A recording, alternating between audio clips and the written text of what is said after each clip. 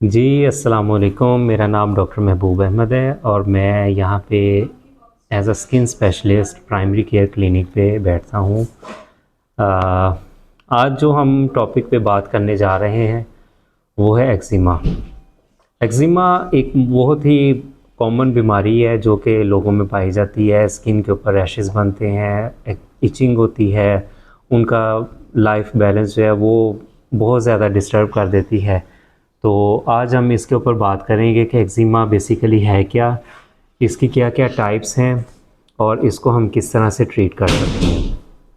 Eczema basically skin की एक chronic inflammation होती है जो कि हमारे अपने ही इम्यून रिस्पॉन्स की वजह से ट्रिगर करती है, किसी भी चीज़ के साथ टच होने की वजह से, या फिर कोई ऐसी चीज़ जिसके साथ आप एलर्जिक हैं, वो जब आपके स्किन कांटेक्ट में आती है तो वो आपकी स्किन के अंदर, बॉडी के अंदर जो हमारा इम्यून रिस्पॉन्स होता है वो ट्रिगर करता है और वो स्किन के ऊपर इन्फ्लेमेशन कॉज कर देता है।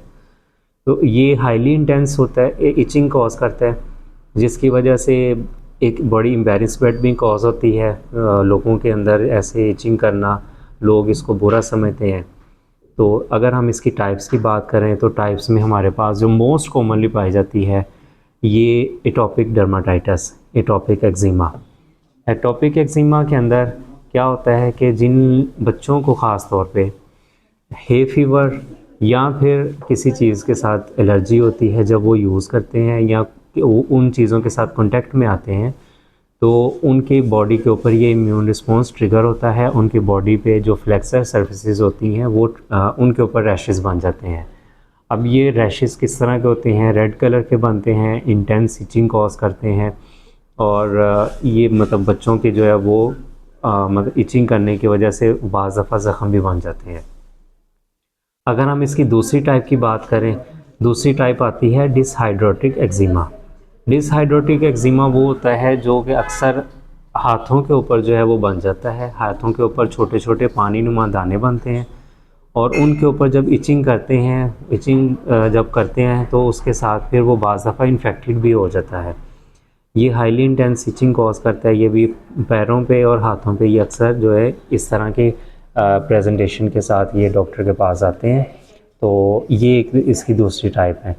तीसरी टाइप में अगर हम देखते हैं तो ये सिबोरिक डर्माटाइटिस। सिबोरिक वो मतलब उन एरियाज़ को कहते हैं जो हेयरी एरियाज़ होते हैं, जैसे हमारे बालों, स्कैल्प का एरिया है, ये चिन का बियर्ड एरिया है, मर्दों के अंदर चेस्ट एरिया के अंदर जो है वो सिबोरिक डर्माटाइटिस। क्या होता है कि स्केली पैचेस बनते हैं, जो ड्राई पैचेस होते हैं, जिस तरह डैंड्रफ होती है उसको भी हम इसी में कंसिडर करते हैं। तो ये एक चीज़ है कि ये इसको सिबोरिक ग्रेश येलो पैचेस बन जाते हैं बाज़ दफ़ा अगर वो ज़्यादा इन्फेक्टेड हो जाए या ज़्यादा अगर सीबम प्रोड्यूस करे तो इसके इस तरह के पैचेस बन जाते हैं। अगर हम चौथी इसकी कॉज की तरफ देखें तो चौथी कॉज में आ जाता है न्यूमुलर एक्जिमा। न्यूमुलर एक्जिमा वो होता है जो कि कॉइन शेप्ड लीजन्स बनते हैं। अब इसको बाज़ दफ़ा मोस्टली जो है वो जो आम डॉक्टर्स होते हैं वो इसको टीनिया के साथ जो है वो मिसअंडरस्टैंड कर लेते हैं कि शायद ये कोई फंगल इन्फेक्शन है। लेकिन फंगल इन्फेक्शन को ट्रीट करने में अगर आप उसको एंटी फंगल देंगे तो उसके ऊपर कोई रिज़ल्ट नहीं आएगा। तो इसलिए इसको आपने डॉक्टर से डायग्नोस करवाना है। डायग्नोस करवा के प्रॉपर इसका ट्रीटमेंट जो है वो लेंगे तो इंशाल्लाह ताला फ़ायदा भी होता है। अगर हम इसकी last not but not the least cause अगर जो मोस्ट कॉमनली पाई जाती हैं वो है स्टेसिस एक्जिमा। स्टेसिस एक्जिमा वो होता है जो कि हमारी जो टांगें होती हैं, जिन लोगों को ज़्यादा खड़े रहने का काम होता है, जैसे जो पुलिस ऑफिसर्स हैं, कुछ शॉप्स के अंदर जो है शॉपकीपर्स हैं वो अक्सर खड़े रहते हैं, तो उनके अंदर ये ट्रेंड पाया जाता है कि उनकी जो है ना स्टेसिस फूलिंग होना स्टार्ट हो जाती है टांगों के अंदर ब्लड की, जिसकी वजह से ब्लड जब स्टेसिस होता है तो वहाँ पे स्किन के ऊपर जो है स्किन डिस्कलरेशन होने लग जाती है, इचिंग कॉज करता है और अक्सर वहाँ पे अल्सर्स भी बन जाते हैं। तो इसको हम स्टेसिस एक्जिमा कहते हैं। अब हम अगर इसके ट्रीटमेंट की बात करें तो ट्रीटमेंट में सबसे पहले हमने इसकी कॉज को देखना है, कॉज को रूल आउट करना है। इसमें कुछ टेस्ट भी किए जाते हैं, अकॉर्डिंग टू द कंडीशन इसको ट्रीट किया जाता है। जो main stay of the treatment होता है वो है टॉपिकल स्टीरॉयड्स।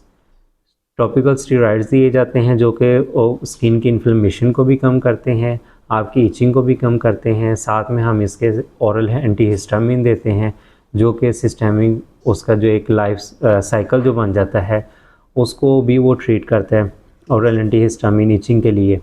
और साथ में इसके अगर अब फेस के ऊपर है, जैसे जो फेस का जो एरिया है या फिर जो बटक का एरिया जो होता है, अगर वहाँ पे ये कुछ इस तरह की प्रेजेंटेशन हो तो वहाँ पे हम स्टेरॉइड फ्री जो प्रिपरेशंस है वो यूज़ करते हैं।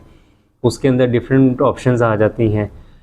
लेकिन जो स्टेसिस एक्जिमा है उसकी सबसे पहले हमने उसकी कॉज को रूल आउट करना है, कॉज को ट्रीट करेंगे तब ये जाके ये ट्रीट होता है, वरना अगर आप इसके ऊपर टॉपिकल ट्रीटमेंट करते रहें तो उसका कोई फ़ायदा नहीं होता। तो ये कुछ टाइप्स हैं जो कि आज हमने डिस्कस की हैं, इसका ट्रीटमेंट हमने डिस्कस किया है। और नेक्स्ट वीडियो में इंशाल्लाह ताला हम एक नया टॉपिक लेके आएंगे, तो आप हमारे साथ जुड़िए रहिए, हमारे चैनल को सब्सक्राइब करें ताकि आपको स्किन के हवाले से डिफरेंट वीडियोस आपके पास आती रहेंगी, आपको इन्फॉर्मेशन मिलेगी। और अगर आपको कोई भी मसला हो तो आप हमसे रब्ता भी कर सकते हैं।